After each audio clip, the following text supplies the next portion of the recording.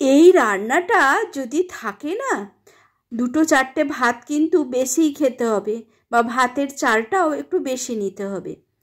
প্রথমে আমি কিছু শিম নিয়েছি, শিমগুলো একটু ভালো করে ধুয়ে নিয়েছি।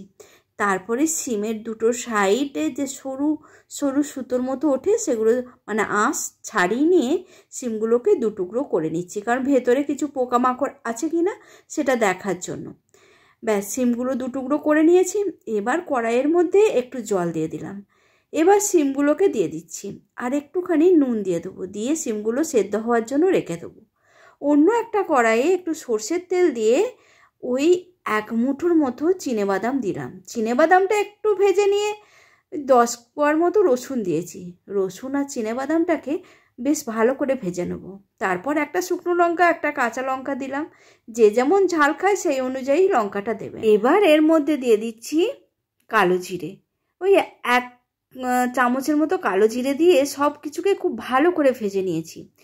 একটু তেল কড়াইয়ে রয়েই গেছে, আর একটু তেলও দিয়ে দিতে হবে। দিয়ে কিছু বড়ি দিয়ে দিয়েছি।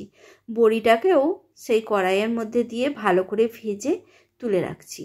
এবার এই কড়াইয়ের মধ্যে আর একটু সর্ষের তেল দিয়ে দিলাম। তেলটা একটু গরম হতেই একটা পেঁয়াজ কুচি করে নিয়েছিলাম, সেটা দিয়ে পেঁয়াজটা ভাজতে থাকবো।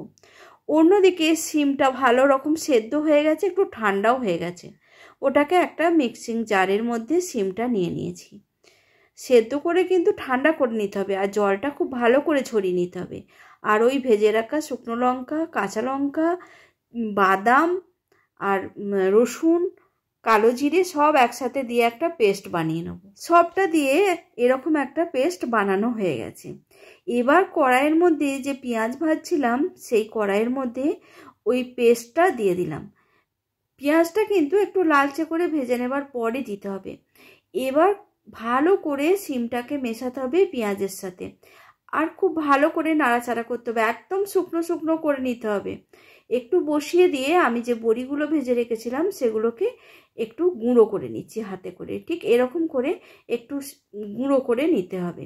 এবার শিমটা যখন একটু ভাজা ভাজা হয়ে আসবে, মানে জলটা শুকিয়ে যাবে, তখন ওপর থেকে বড়ি ভাজার গুঁড়োটা ছড়িয়ে দিচ্ছি।